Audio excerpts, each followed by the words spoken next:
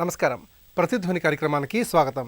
విదేశీ పెట్టుబడులకు మన దేశం గమ్యస్థానం కావాలని ప్రధాని నరేంద్ర మోదీ ఆకాంక్షించారు. కోవిడ్ సంక్షోభాన్ని ఇందుకు సదవకాశంగా మలుచుకోవాలని బ్లూంబర్గ్ ఎకనామిక్ ఫోరంలో ఆయన పిలుపునిచ్చారు.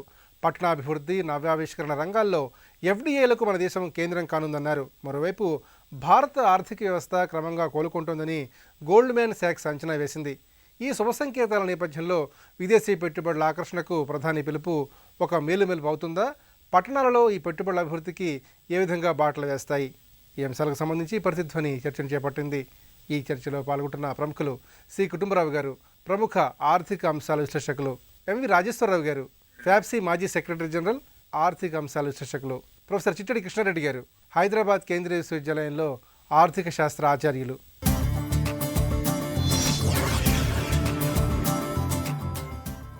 కుటుంబరావు గారు, మన దేశం అంతర్జాతీయ పెట్టుబడులకు కేంద్రంగా మారనుందని ప్రధాని బ్లూంబర్గ్ న్యూ ఎకనామిక్ ఫోరంలో తెలిపారు. అలాగే సులభతర వాణిజ్య విధానంలో కొత్త సంస్కరణలు తీసుకుని ముందుకు సాగుతున్నామన్నారు.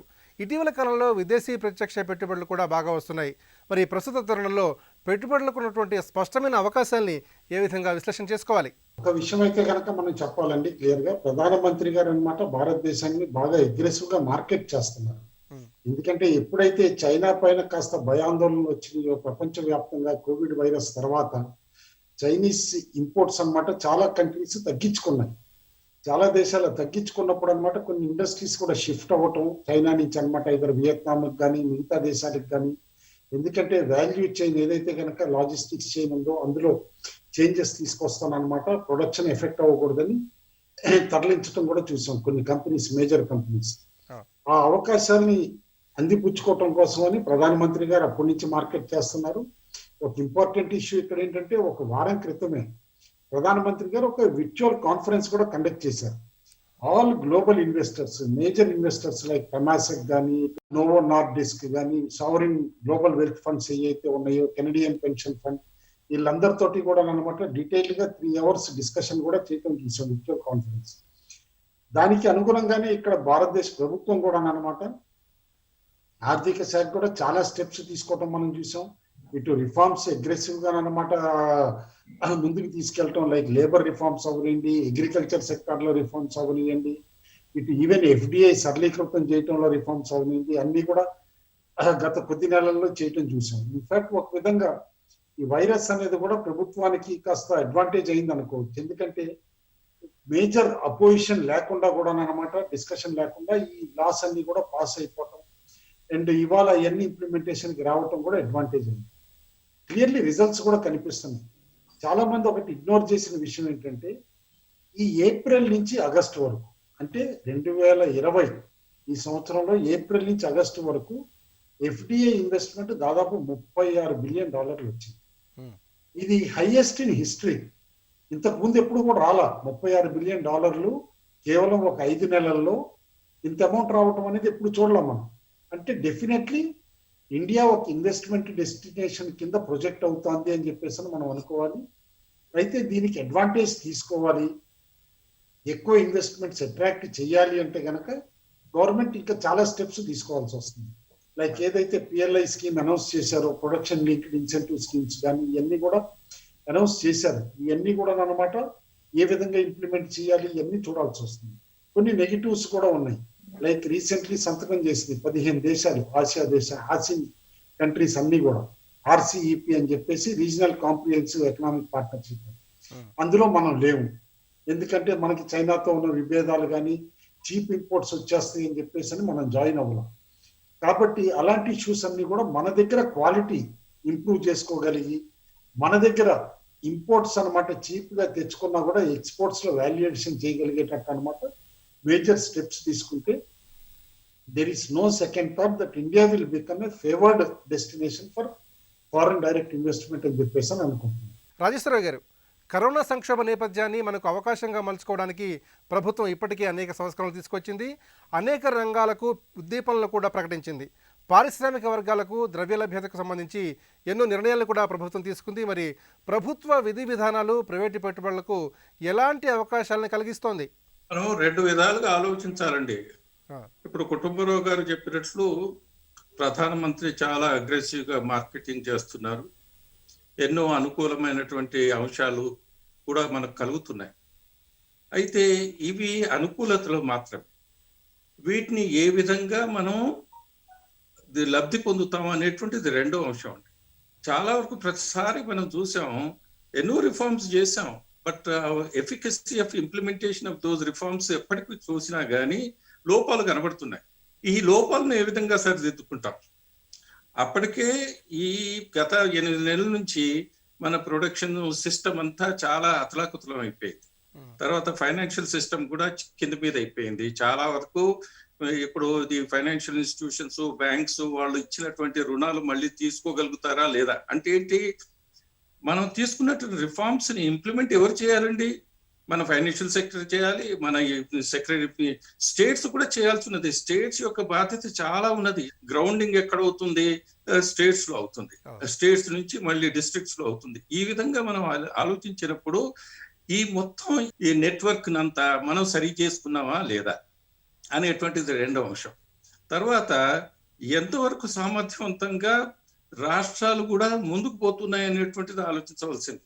ఇప్పుడు రాష్ట్రాల్లో కూడా ఏమైపోయింది? పాండమిక్ వల్ల వాటి యొక్క నిధులు తగ్గిపోతున్నాయి, వాళ్ళు కూడా ఫైనాన్షియల్ డిఫికల్టీస్ లో ఉన్నారు.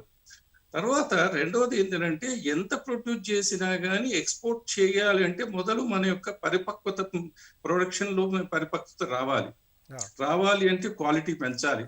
క్వాలిటీ ఎప్పుడు పెరుగుతుందండి? ఓన్లీ సిస్టమ్సే కాదు, రెగ్యులర్ గా ప్రొడక్షన్ ఇంక్రీజ్ అవుతుంటే పెరుగుతుంది. కానీ ఈ రోజు మనం ప్రొడక్షన్ పతనం అవుతున్నది, తగ్గిపోతున్నది. ఫెస్టివల్ సీజన్ లో కొద్దిగా ప్రొడక్షన్ పెరిగింది, కానీ అది ఉన్నటువంటి ఏదైతే ఇదివరకు మనకు డిమాండ్ ఏదైతే అక్యుములేట్ అయిందో దాన్ని మాత్రం పరిపూర్తి చేయడానికి, కానీ whatever demand we have lost కొత్త డిమాండ్ క్రియేట్ చేయాలంటే కొనేవాడు ఏది?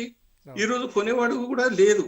అంటే మన యొక్క సామర్థ్యతను మనమే పెంచుకోవాలి అని అంటే మొదలు మన ప్రొడక్టివ్ కెపాసిటీ ఇంక్రీజ్ కావాలి, ఇన్వెస్ట్మెంట్స్ ఇంక్రీజ్ కావాలి, ఫైనాన్షియల్ సెక్టర్ చక్కగా ఉండాలి, పరిణితి ఉండాలి, తర్వాత ఎన్పిఎస్ అవన్నీ లేకుండా ఉండాలి. ఇవన్నీ గడ్డు పరిస్థితులు. ఈ పరిస్థితులను ఏ విధంగా ఎదుర్కోవాలి, ఏ విధంగా చెయ్యాలి అని అంటే ఇప్పుడు అడిషనల్ కెపాసిటీ పెంచాలంటే అల్టిమేట్లీ ఇన్వెస్ట్మెంట్స్ అవసరం అండి. ఎఫ్డిఏ వచ్చినా గానీ తద్వారా వచ్చినటువంటి కూడా మళ్ళీ ఇన్వెస్ట్మెంట్స్ మార్చాలంటే లోకల్ ఇన్వెస్ట్మెంట్స్ రావాలి. ఇది ఏ విధంగా వస్తాయి, ఎంతవరకు వస్తుంది అనేటువంటిది ఆలోచించినట్లేదు ఉంటే, ఇప్పటి పరిస్థితుల్లో ఇదే విధంగా ఉన్నట్లేదు ఉంటే అంత పుంజుకునేటువంటి అవకాశాలు తక్కువగా ఉన్నాయి. తర్వాత ఎక్స్పోర్ట్స్ కూడా చేయాలి అని అంటే మొత్తం వరల్డ్ ఎకానమీలో కూడా అది కుంటుపడింది కాబట్టి అడిషనల్ గా ఎక్స్పోర్ట్ చేయాలంటే అది కూడా ఇబ్బందికరమైన పరిస్థితి. కాబట్టి లోకల్ గా ప్రొడక్షన్ కెపాసిటీకి, తర్వాత ఏదైనా అడిషనల్ గా ప్రొడ్యూస్ చేసినా కానీ ఎక్స్పోర్ట్ చేయడానికి ఉన్నటువంటి చాలా ఇబ్బందికరమైన పరిస్థితులను మార్పులు తీసుకొచ్చి అడిషనల్ ఇన్వెస్ట్మెంట్స్ గవర్నమెంట్ కూడా తీసుకొచ్చి బేసిక్ గా డిమాండ్ క్రియేషన్ అనేది ఎక్కడి నుంచి వచ్చింది? ప్రజలకు కొనుగోలు శక్తిని ఎలా పెంచింది? ఒకవైపు ఉద్యోగ అవకాశాలు కుంటిపడిన తర్వాత డిమాండ్ ఎక్కడి నుంచి వస్తుంది? ఇవన్నీ మనం ఆలోచించవలసిన విషయం. కాబట్టి ఒక విధంగా మంచి ఉద్దేశమే, కానీ ఆ ఉద్దేశాన్ని ఏ విధంగా నిర్మాణాత్మకంగా మనం అమలు చేస్తాం అన్నటువంటి రెండవ అంశం. దీని మీద చాలా నిగూఢంగా ఆలోచించాల్సిన అవసరం ఉంది. ప్రొఫెసర్ కృష్ణారెడ్డి గారు, అనేక రంగాలకు సంబంధించి ఉద్దీపనని కేంద్ర ప్రభుత్వం ఇప్పటికే ప్రకటించింది. అయితే తయారీ రంగానికి ఊతమిచ్చే విధంగా అనేక ప్రోత్సాహకాలను కూడా అందిస్తోంది. మరి సంక్షోభం నుంచి గట్టెక్కడానికి పారిశ్రామిక వర్గాల ముందున్నటువంటి ప్రధానమైన అవకాశాలను ఏ విధంగా చూడాలి? భారత ప్రభుత్వం అనేక రకమైన చర్యలు చేపట్టి ఉత్పత్తికి కావచ్చు, పెట్టుబడులకు అనేక అవకాశాలను కల్పించినప్పటికీ కూడా పారిశ్రామిక వర్గాలు తమ ఉత్పత్తి చేసిన ఉత్పత్తికి గిరాకీని ఏర్పరచడంలో కొంత ఇబ్బందులు ఎదుర్కోవడం అనేటువంటి విషయం వాస్తవం. అందరూ కూడా దాని మీద ఫోకస్ చేయాల్సిన అవసరం ఉంది. ఎందుకంటే ఇవాళ ప్రపంచ సంస్థలతో పోటీ పడాలంటే ఒకవైపు పెట్టుబడులను ఆకర్షించడం ఎంత ముఖ్యమో, పెట్టుబడుల ద్వారా ఆకర్షించినటువంటి వాటితో ఆ ఉత్పత్తికి తగినంత డిమాండ్ కూడా మనం క్రియేట్ చేయాల్సిన అవసరం ఉంది. కాబట్టి భారతదేశంలో ముఖ్యంగా చూసుకుంటే ఈరోజు కరోనా నేపథ్యంలో, ఈ సంక్షోభంలో మనకు ఒక అవకాశంగా చెప్పుకునేది ఏంటంటే ఈ డిజిటల్ వినియోగం అనేటువంటిది ప్రధానంగా బాగా పెరిగింది. ఈ డిజిటల్ వినియోగం పెరగడం వల్ల ఏమవుతుందంటే, గతంలో ఒక మార్కెట్లోకి కొన్ని వస్తువులు వెళ్ళలేని పరిస్థితుల్లో కూడా ఈరోజు మార్కెట్ వెళ్ళేటువంటి అవకాశం ఉంది. కాబట్టి తదనుగుణంగా ఈ పారిశ్రామిక సంస్థలు కూడా వాళ్ళ ఉత్పత్తిలో కొంత మార్పులు చేర్పులు చేయాలి. గ్రామీణ ప్రాంతాల్లో కావచ్చు, మిగతా ప్రాంతాల్లో కూడా వివిధ రకాలైన వస్తు సేవలను వినియోగించుకోవాలన్న కోరిక ఉన్నప్పటికీ కూడా ఈ యొక్క డిజిటల్ మాధ్యమాల్లో ఉన్నటువంటి కొద్ది ఇబ్బందులు కూడా కొంత ఇబ్బందికరంగా ఉన్నాయి. కాబట్టి పారిశ్రామిక సంస్థలు దేశీయంగా కూడా ఏ విధంగా తన యొక్క ఉత్పత్తి గిరాకుని పెంచుకోవడం అనేది అవైలబిలిటీని కూడా పెంచుకోవాలి. అంటే ఒకవైపు ప్రభుత్వం ఆల్రెడీ కొంత ఉద్యోగిత కల్పించడానికి ప్రయత్నాలు చేస్తుంది. ఇప్పుడు నరేగా పథకం ద్వారా కూడా కొంత గ్రామీణ ప్రాంతాల్లో ఉద్యోగిత కల్పించడానికి కూడా కృషి చేయడం జరుగుతుంది. ఇలా అనేక రకాలుగా ఇప్పుడు స్ట్రీట్ వెండర్స్ కూడా వారికి ప్రోత్సాహం కల్పించడం కోసం ఉపాధి కల్పించేటువంటి ప్రోగ్రాములు చేయడం జరుగుతుంది. ఇవాళ మనం కొత్తగా చూసుకున్నట్లయితే ఈ ఈఎస్ఐ స్కీమ్ ద్వారా ఏదైతే ఉందో కొత్తగా ఉద్యోగాలు ఇచ్చే వాళ్ళకే కాకుండా కరోనా కాలంలో ఉద్యోగాలు కోల్పోయిన వారికి కూడా మళ్ళీ ఉద్యోగం కల్పించినట్లయితే వారికి ప్రభుత్వమే వాటిని భరిస్తున్నటువంటిది. దీనివల్ల ఏమవుతుందంటే నగదు లభ్యత అనేటువంటిది ప్రావిడెంట్ ఫండ్ గవర్నమెంటే పే చేస్తుంది కాబట్టి ప్రజల్లో నగదు లభ్యత పెరుగుతుంది. దీనివల్ల డిమాండ్ పెరిగే అవకాశం ఉంటుంది. ఆ డిమాండ్ను అందిపుచ్చుకోవాలంటే ప్రజల మధ్యలో దగ్గర ఉన్నటువంటి ఎంతో కొంత నగదుని వాటిని వినియోగం వైపు ప్రోత్సహించాలంటే తదనుగుణంగా మార్కెటింగ్ చర్యలు కూడా ఉండాలి. అంటే ఇవాళ భారతదేశ ప్రధాని ఏ విధంగానైతే దేశంలో ఉన్నటువంటి అవకాశాల గురించి ప్రజలకి ప్రపంచానికి తెలియజేయడానికి ప్రయత్నాలు జరుగుతున్నారో పారిశ్రామిక సంస్థలు కూడా వారి యొక్క ఉత్పత్తికి తగినటువంటి గిరాకీని పెంచుకోవడానికి కొంత వినూత్నమైనటువంటి ధోరణులతో ఆలోచించి ప్రజలకి చేరువ చేసే అవకాశం కనుక కల్పించినట్లయితే దేశీయంగాను అదేవిధంగా అంతర్జాతీయ మార్కెట్లో కూడా మన వస్తువులకు డిమాండ్ పెరగాలంటే తదనుగుణ నాణ్యత కూడా పెంచుకోవాల్సినటువంటి అవసరం ఉంది. ఉత్పత్తిలో కూడా ఉత్పత్తి వ్యయాన్ని తగ్గించుకొని కొంత తక్కువ ధరలో కనుక నాణ్యమైన వస్తువులని మనం తయారు చేసి ప్రజలకు అందించినట్లయితే ఖచ్చితంగా వినియోగం పెరిగి వాళ్ళ యొక్క ఉత్పత్తులకు డిమాండ్ పెరిగి దేశం అనుకున్నటువంటి ఆర్థిక అభివృద్ధికి స్కోప్ ఉంటుంది. అయితే బ్యాంకులకు సంబంధించి ముఖ్యంగా ద్రవ్య లభ్యతపై దృష్టి సారించాయి, అలాగే రుణ వితరణ కూడా బ్యాంకులు అందిస్తున్నాయి. మరి ఈ పరిస్థితుల్లో ప్రభుత్వ ప్రైవేటు భాగస్వామ్య ప్రాజెక్టులు ఏ విధంగా ఊపందుకునే అవకాశం కనిపిస్తోంది? ప్రభుత్వంలో రంగ వ్యవస్థలో ఉన్నటువంటి కొన్ని లోపాల కారణంగా ఈ ప్రభుత్వం ప్రైవేట్ భాగస్వామ్యం ద్వారా ఏం జరుగుతుందంటే కొంత ప్రైవేట్ సంస్థలు నాణ్యత పైన కొంత ఫోకస్ పెట్టి వర్క్ని కంప్లీట్ చేయడానికి ఉంటుంది. ప్రభుత్వ రంగ సంస్థలు కూడా ఏంటంటే గవర్నెన్స్ ద్వారా కొంత వారిని నిర్వహణ చూసినట్లయితే తద్వారా ఏంటంటే కొంత వేగంగా పనులు జరుగుతాయి. అంటే ఇప్పుడు మన రోడ్లు చూడండి, అనేక రకాలైనటువంటి ప్రాజెక్టులు ఇవాళ ప్రభుత్వ ప్రైవేట్ రంగ భాగస్వామ్యంలో చాలా రకమైనటువంటి అద్భుతమైన ఫలితాలను మనకు కనబడుతున్నాయి. ప్రజలు కూడా వాటిని భారమైనప్పటికీ కూడా భరిస్తున్నారు, ఎందుకంటే నాణ్యమైనటువంటి సేవలు లభిస్తున్నాయి. దీనివల్ల ఏమవుతుందంటే ముఖ్యంగా జవాబుదారీతనం పెరుగుతుంది. సో కాబట్టి వ్యవస్థ యొక్క ఉత్పాదకత కావచ్చు, నాణ్యత కూడా పెరుగుతుంది. కాబట్టి ఖచ్చితంగా రాబోయే రోజుల్లో ఈ ప్రైవేటు భాగస్వామ్యంలోనే చాలా రకాల అన్ని రకాల కార్యక్రమాలు కూడా మనం చూడడానికి ఆస్కారం. కుటుంబరావు గారు, కేంద్ర ప్రభుత్వం ఇప్పటికే అనేక రకాల సంస్కరణలు తీసుకువచ్చింది. అయితే ఈ సంస్కరణల ప్రభావం ఏ రంగాల్లో పెట్టుబడులను ఆకర్షించే అవకాశం స్పష్టంగా కనిపిస్తుంది. అలాగే స్టాక్ మార్కెట్ కూడా అందుకు తగ్గట్టుగానే మంచి దూకుడు మీద ఉంది. అయితే ఈ పరిస్థితుల్లో ఉద్యోగ ఉపాధి కల్పన రంగాలు మరింతగా మెరుగుపడాలంటే ఏ రంగాలకు ప్రధానంగా ప్రోత్సాహకాలని ఉద్దీపనల్ని అందించాల్సిన అవసరం కనిపిస్తోంది?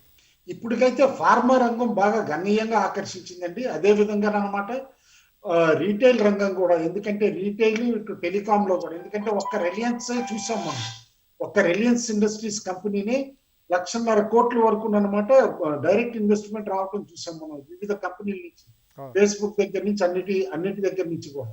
అయితే ఇటు డిఫెన్స్ సెక్టార్ కూడా బాగా ఓపెన్ చేశారు కాబట్టి ఇప్పుడు డిఫెన్స్ సెక్టార్ లో కూడా స్లోగా M&M మంచి ఇన్వెస్ట్మెంట్ అట్రాక్ట్ చేయగలిగింది, టాటాస్ అట్రాక్ట్ చేయగలిగింది, రేపు అదానీస్ కూడా మంచి ఇన్వెస్ట్మెంట్ వస్తుంది అంటున్నారు ఇందులో. కాబట్టి ఈ రంగం అయితే నెక్స్ట్ మేజర్ ఇన్వెస్ట్మెంట్స్ నేను అనుకోవటం ఫుడ్ ప్రొడక్ట్స్ లోను అగ్రికల్చర్ లోను కూడా వస్తాయి అని చెప్పేసి అనుకుంటున్నా, ఫారిన్ డైరెక్ట్ ఇన్వెస్ట్మెంట్. అయితే దాదాపు 51,000 కోట్లు రాయితీలు ఇస్తాము. ఇందులో ప్రొడక్షన్ లింక్డ్ ఇన్సెంటివ్ అంటే ఎంప్లాయ్మెంట్ కూడా క్రియేట్ అవుతుంది. ఎందుకంటే మాస్ ప్రొడక్షన్ చేయడానికి ఎంప్లాయ్మెంట్ కూడా గణనీయంగా పెంచుకుంటే కానీ చేయలేరు. కాబట్టి దాదాపు 1000 మంది 2,000 మంది తోటి 3,000 మంది తోటి అట్లా ఫ్యాక్టరీలు పెట్టి ప్రొడక్షన్ పెంచుకుంటే ఇన్సెంటివ్స్ అవైల్ చేయొచ్చు అన్నట్టు పెట్టారు. ఆ తర్వాత ఏంటి, కేవలం ఈ 3 రంగాలకి కాకుండా ఇంకా 10 రంగాలకి ఎక్స్టెండ్ చేశారు. ఆ 10 రంగాలు కూడా మనం కేర్ఫుల్ గా చూస్తే స్పెషాలిటీ స్టీల్ దగ్గర నుంచి ఆటోమొబైల్ కాంపోనెంట్స్ దగ్గర నుంచి టెక్స్టైల్స్ కానీ ఇట్లా ఫుడ్ ప్రొడక్ట్స్ కానీ వీటన్నిటికి కూడా ఎక్స్టెండ్ చేశారు. చేయడంతో ఏంటంటే డెఫినెట్ వాళ్ళ మ్యానుఫ్యాక్చరింగ్ స్టార్ట్ అయ్యే పాసిబిలిటీ ఉంది. ఎందుకంటే 5 సంవత్సరాలకి కలిపి నికరంగా అన్నమాట దాదాపు మినిమం 1,50,000 కోట్ల వరకు ఈ ప్రొడక్షన్ లింక్డ్ ఇన్సెంటివ్స్ ఇస్తామని చెప్పేసి ప్రభుత్వం చెప్పడం జరిగింది. కాబట్టి ప్రభుత్వం గేమ్ ప్లాన్ అంతా కూడా ఈ విధంగా మ్యానుఫ్యాక్చరింగ్ యాక్టివిటీని పెంచి ఖచ్చితంగా అనమాట ఒక ప్రొడ్యూసర్ నేషన్ గా అనమాట ఎమర్జ్ అవుదామని చెప్పేసి. అయితే ఇక్కడ 2-3 ప్రికాషన్స్ చాలా కేర్ఫుల్ గా తీసుకోవాల్సి వస్తుంది ప్రభుత్వం. అదర్వైజ్ టోటల్ ఫెయిల్యూర్ అయిపోతాం మనం.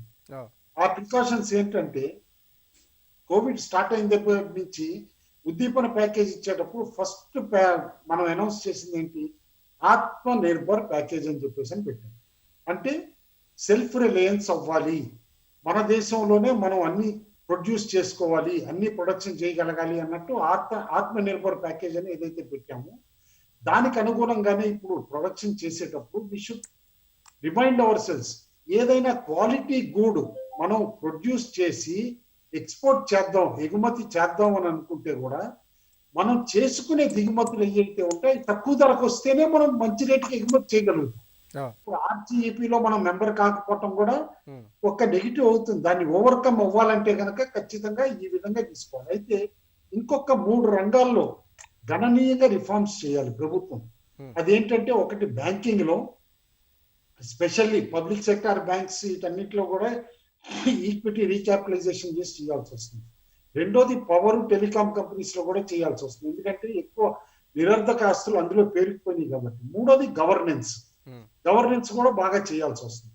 చేస్తే డెఫినెట్ గా నేను అనుకోవటం భారతదేశం will emerge as a much stronger nation after this pandemic అని చెప్పేసి అనుకుంటున్నాను. రాజేశ్వరరావు గారు, ఉద్యోగ ఉపాధి అవకాశాలు ఉన్నటువంటి ప్రాజెక్టులకు అత్యధికంగా ప్రాధాన్యం ఇస్తున్నామని కేంద్ర ప్రభుత్వం చెబుతోంది. అయితే ప్రభుత్వ ప్రైవేటు భాగస్వామ్య ప్రాజెక్టులకు ఊతమిచ్చే విధంగా ఉద్దీపనలు స్పష్టంగా మేము అమలు చేస్తున్నామని కేంద్ర ఆర్థిక మంత్రి నిర్మలా సీతారామన్ చెబుతున్నారు. మరి ప్రధానంగా తయారీ రంగం ఊపందుకోవాలంటే కేంద్ర ప్రభుత్వం ఇంకా ఎలాంటి ముఖ్యాంశాలపై దృష్టి పెట్టాలి, ఉద్యోగ ఉపాధి కల్పన రంగాలను ఏ విధంగా పెంపొందింపజేయాల్సిన అవసరం ఉంది? ఇప్పటికీ తయారీ రంగం యొక్క కంట్రిబ్యూషన్ 16% కంటే ఎక్కువ లేదండి.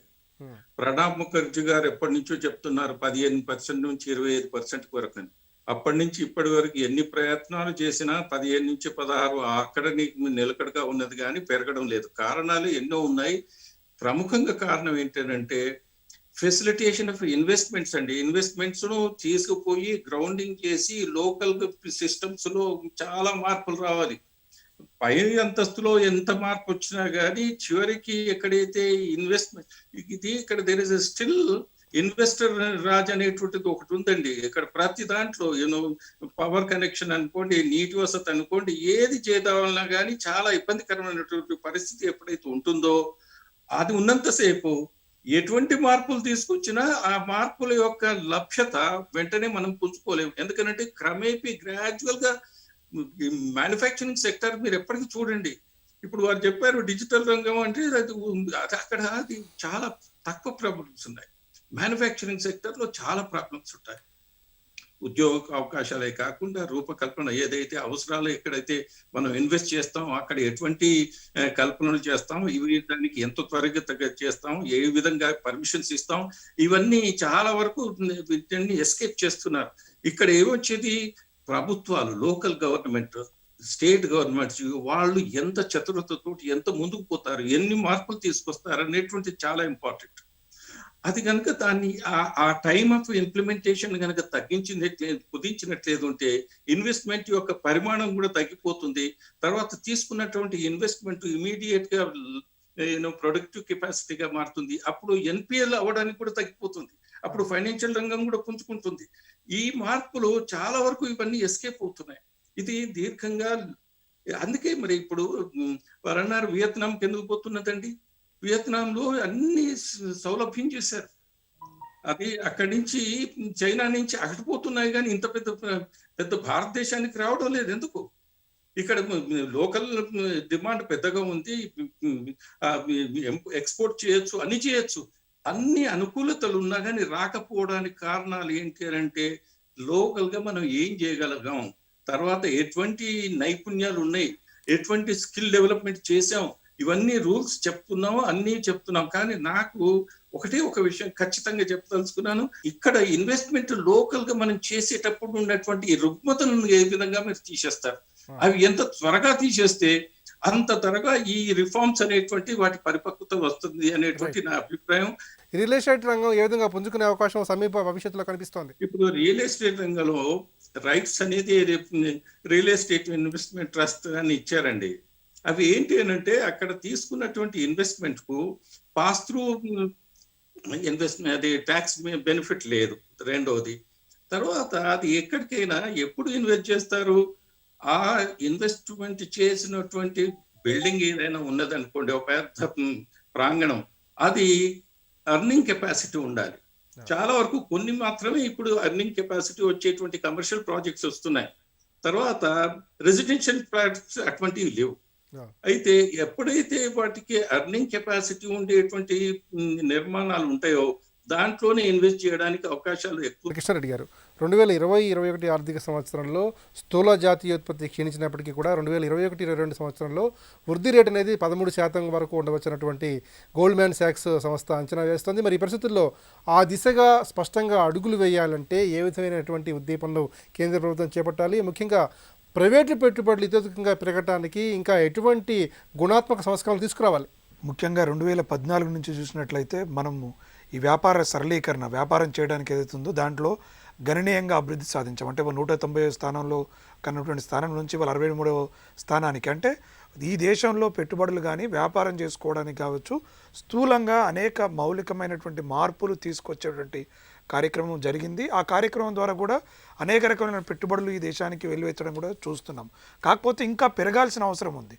అంటే పురోగతి మనం బాగానే సాధించినప్పటికీ ఇంకా అవకాశం ఉంది కాబట్టి ఇంకా వేగంగా ప్రపంచ దేశాలతో వెళ్ళడానికి అటువంటి స్కోప్ ఉంది.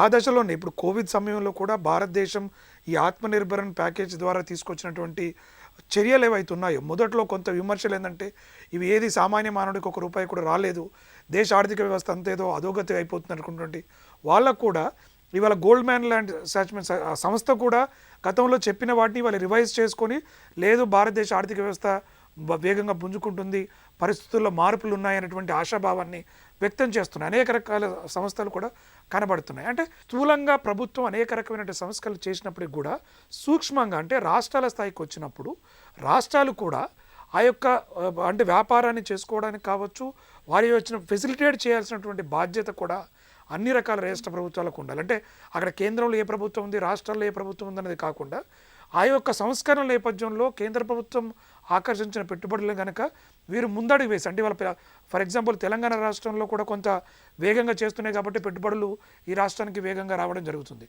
అట్లాగే మిగతా రాష్ట్రాల్లో కూడా ఆ రకమైనటువంటి ప్రోత్సాహకాలని, ఆ రకమైనటువంటి ముందు చూపు కొంత చర్యలు చేపట్టినట్లయితే ఇంకా భారతదేశంలో పెట్టుబడులు ఆకర్షించడానికి అవకాశం ఉంటుంది. దానితో పాటు న్యాయ సంస్కరణలు, ఏదైతే లీగల్ ఎన్ఫోర్స్మెంట్స్ ఉన్నాయో ఇప్పటికీ మనం దాంట్లో చాలా వెనకబడి ఉన్నాం. అంటే కాంట్రాక్టులు ఇప్పుడు ఎవరైనా వ్యాపారం చేసుకోవడానికి వచ్చినప్పుడు, ఏదైనా డిస్ప్యూట్స్ వచ్చినప్పుడు ఆ సమస్యలు పరిష్కరించడంలో కావచ్చు, వాళ్ళు ఏదైనా ప్రాపర్టీ కొనుక్కుంటే ల్యాండ్ డిస్ప్యూట్స్లో ఉండే వాటిపైన పరిష్కార మార్గాలు కావచ్చు, లేదంటే ఈ కరప్షన్ ఏదైతే అవినీతి మనం అనుకుంటున్నామో ఇలాంటి వాటిల్లో కొంత మార్పు తీసుకురావాల్సింది. అంటే మీరు అన్నట్టు క్వాలిటేటివ్ మార్పులు అనేది ఏదైతే అన్నారో అది చాలా ముఖ్యంగా అవసరం ఉంది. ఎందుకంటే మనం చాలా కాలం నుంచి క్వాంటిటేటివ్ వాటి మీద చూస్తున్నాం. ఏ రకంగా అంటే పరిమాణాత్మకమైన మార్పులు ఏం చేస్తే బాగుంటుంది, వ్యవస్థలో ఏ రకమైన మార్పులు అంటున్నాం, కానీ ఈరోజు గుణాత్మకమైనటువంటి మార్పులు, అంటే ప్రజల్లో జవాబుదారీతనం తీసుకురావాలన్నా, లంచగొండితనం రూపుమాపాలన్నా, ఈ ఏదైతే అవినీతి తరం పెరిగిపోతున్నటువంటి ఉన్నదో వాళ్ళల్లో కొన్ని అవగాహన కార్యక్రమాలు అనేటువంటి, లేదంటే కఠినమైనటువంటి పనిష్మెంట్లు కూడా, అంటే ఇమ్మీడియట్గా ఇవాళ కూడా ఏమవుతుందంటే ఒక అవినీతి అధికారి దొరికినప్పుడు కూడా వాళ్ళకి శిక్షలు పడడానికి చాలా కాలం పట్టడం, లేదంటే వాటి రికవరీ అయినటువంటిది లేకపోవడం లాంటి కార్యక్రమాల ద్వారా కొంత ఈ వ్యవస్థ పైన నమ్మకం లేకుండా పోతుంది. కాబట్టి కొంత వాటిని కఠినతరం చేసినట్లయితే వ్యవస్థలో పెట్టుబడులను కావచ్చు మనం అనుకున్నటువంటి అభివృద్ధిని సాధించడానికి అవకాశం ఉంటుంది. కోవిడ్ సంక్షోభాన్ని అధిగమించి మన దేశ ఆర్థిక వ్యవస్థ నిలదొక్కుంటోందని, అలాగే విదేశీ ప్రత్యక్ష పెట్టుబడులకు ఆశాజనకంగా ఉండటమే ఇందుకు సంకేతమని నిపుణులు అంటున్నారు. పట్టణాభివృద్ధి పరుగులు పెడుతోందని, జీడీపీ వృద్ధి రేటు మెరుగుపడుతోందని ఆశాభావాన్ని వ్యక్తం చేస్తున్నారు. ఇది నేటి ప్రతిధ్వని. నమస్కారం.